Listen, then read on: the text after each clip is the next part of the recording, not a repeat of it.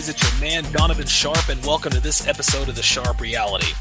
At Donovan_Sharp is where you can find me on Twitter. My website, thesharpreality.com, is where you can find all previous podcast episodes, which can also be found on iTunes, YouTube, and SoundCloud. And if you want to support the show, do all your Amazon shopping through our Amazon link on the right-hand side of our homepage.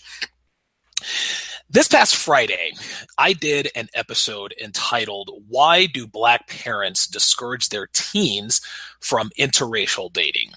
And predictably, I got a lot of blowback from black men and women, which isn't surprising. Anytime anyone acknowledges that within the construct of the sexual marketplace, that most women prefer white men, non-white men, most notably black men, some black men are going to take exception to that, which again isn't surprising. I've gotten all kinds of messages calling me an Uncle Tom, a house nigger, a sellout, blah, blah, blah. Nothing I haven't heard before. But the one thing that seems to be pretty universal in terms of the responses I've gotten is, Donovan, you are devaluing black men. Now, I'll go ahead and let you guys know up front, that's not even close to true. Acknowledging a truth as it applies strictly to the sexual marketplace, that is, what men prefer isn't, or what women prefer rather, isn't devaluing anybody. It is simply pointing out the truth, which is, all things being equal, white women prefer white men. Now, what that means, just more specifically, what that means is that if you have two men who are equally good looking, both in great shape, both financially stable, both masculine men with a good or a better than average handle on how to deal with women, most women are going to choose the white guy. And I've actually got a personal anecdote, a personal story that I'm going to share with you guys a little bit later on in the episode that confirms this. Anyone who doesn't acknowledge this is just biased, which isn't necessarily a bad thing because we're all biased towards ourselves. But men who have taken the red pill accept hard and fast truths, no matter how uncomfortable they may be. This is exactly why women hate the manosphere.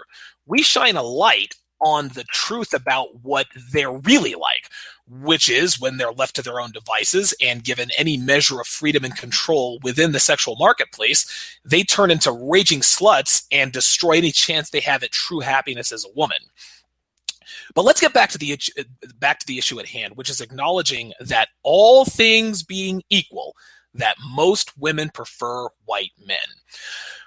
What gets left out in all of these comments and responses I've gotten is that they're skipping over the all things being equal qualification. You can go back and listen to episode 35. I said those words exactly. Now, as far as a man's overall value is concerned with regards to his skill, his agency, his expertise, etc., race doesn't matter nearly as much as it used to. When you break it down to its raw form, the world at large really is a meritocracy. That is, if you're good at something, if you are valuable in any capacity, you're going to be well rewarded more often than not. And race, even though it is a factor still, it's becoming much less of a factor. If you can do the job, chances are you'll probably get the job.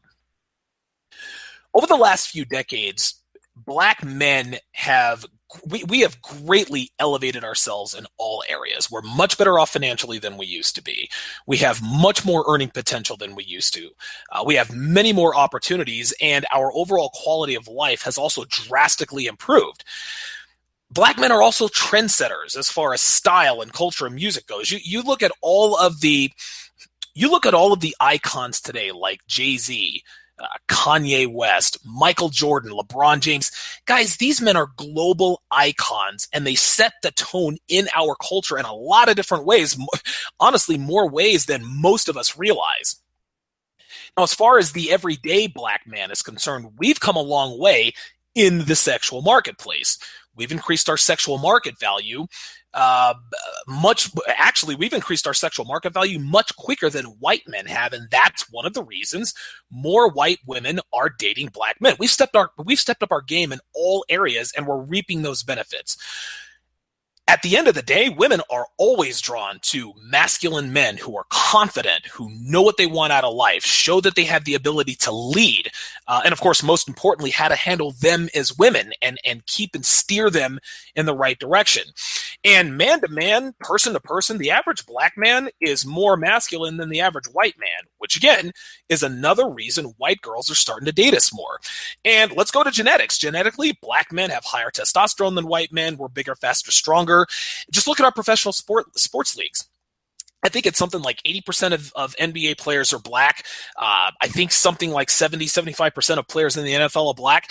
You even go to baseball where blacks are the minority. I think only 8% of all Major League Baseball players are black, but 4 of the top 6 home run hitters in Major League history, African American. You've got Barry Bonds, Hank Aaron, Willie Mays, and Ken Griffey Jr.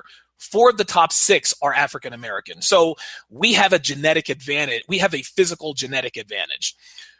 All of that said, I'll say it again. All things being equal, white men are still at the top of the sexual food chain.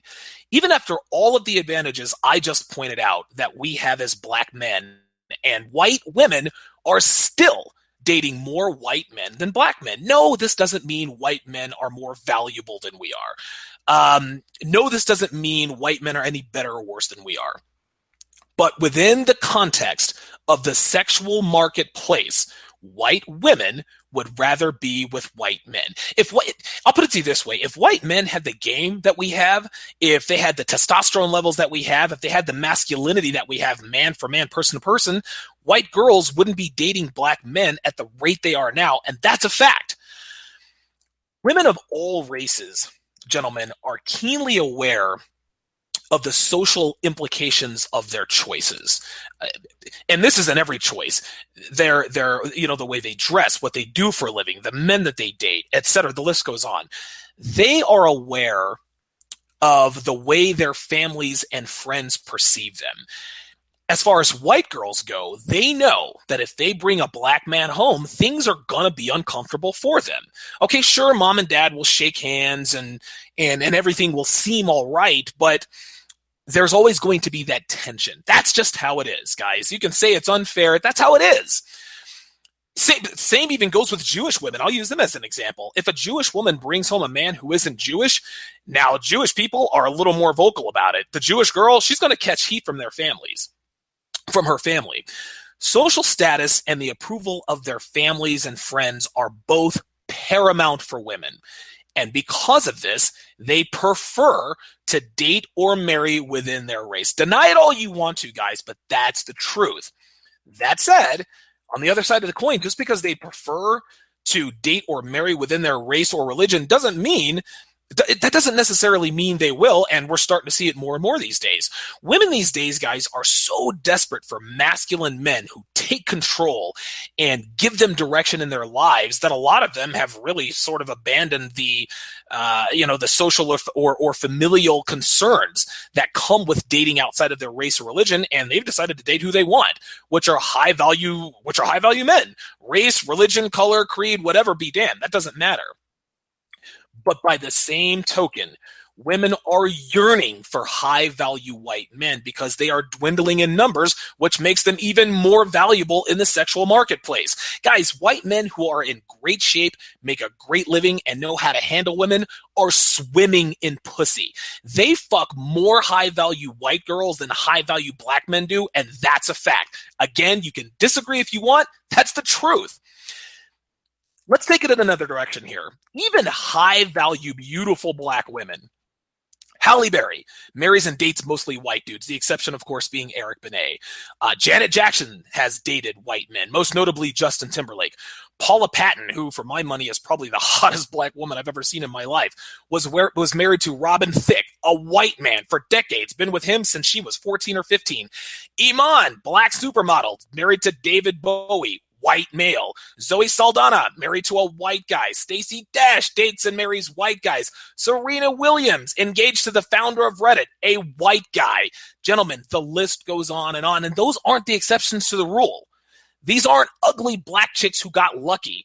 These are beautiful, high-value black women who date and marry white guys because white men are at the top of the sexual food chain, whether we like it or not.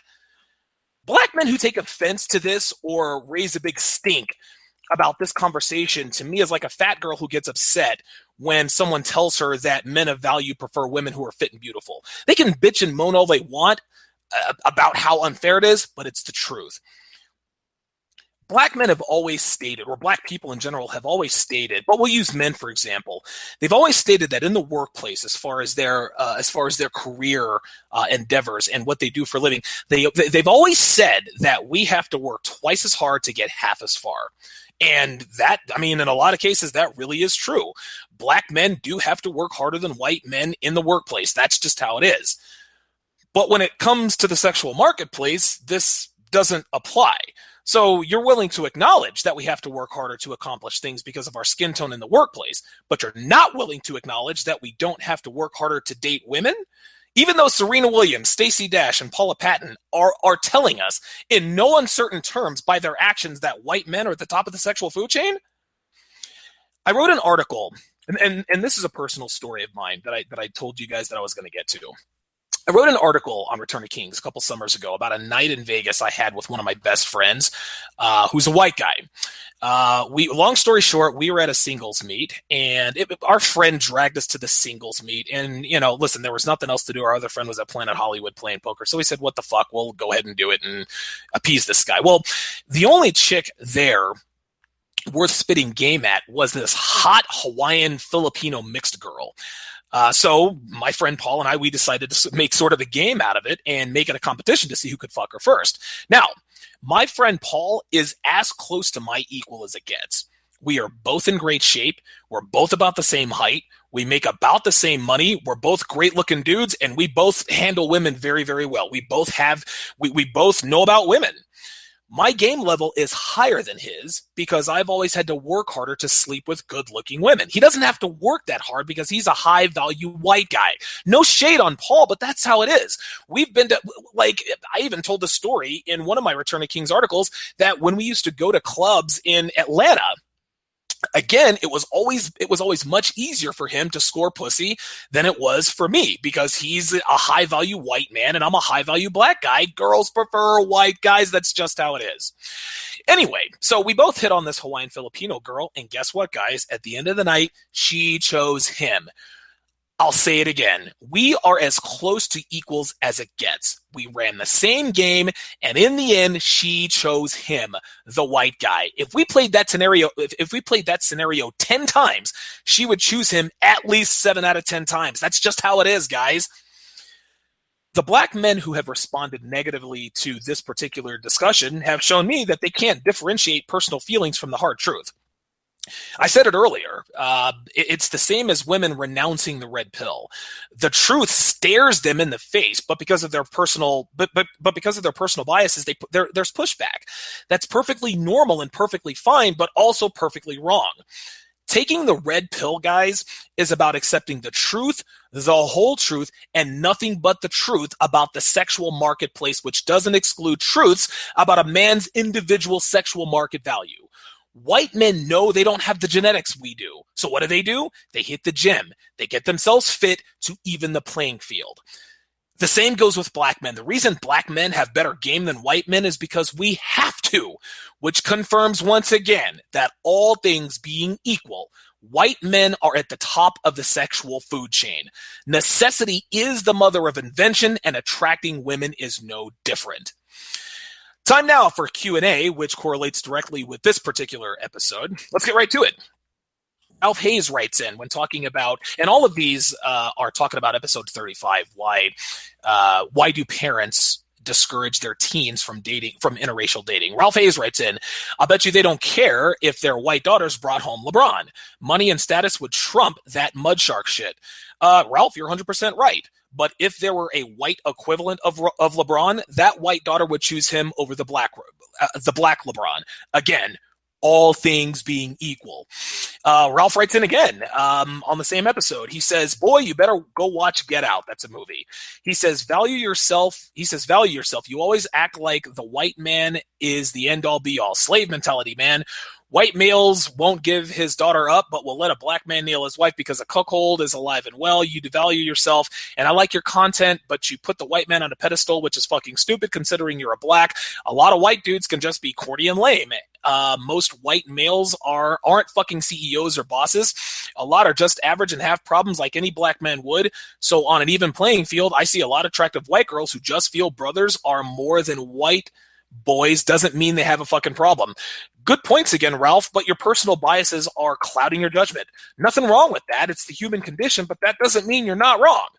Acknowledging white men are most women's type has nothing to do with slave mentality. All I'm talking about is pussy, man. It sounds to me like you think pussy is the end all be all, which is why you're bringing everything into your responses like slave mentality and pedestal. Relax, dude. It's just pussy, and pussy ain't that serious. And I'm not going to watch some movie to educate myself on anything. Hollywood isn't real life, and we both know that. I've heard that Get Out is a good movie, but I'm not going to change my mentality because of a movie. And anyone who does that is a weak-minded individual.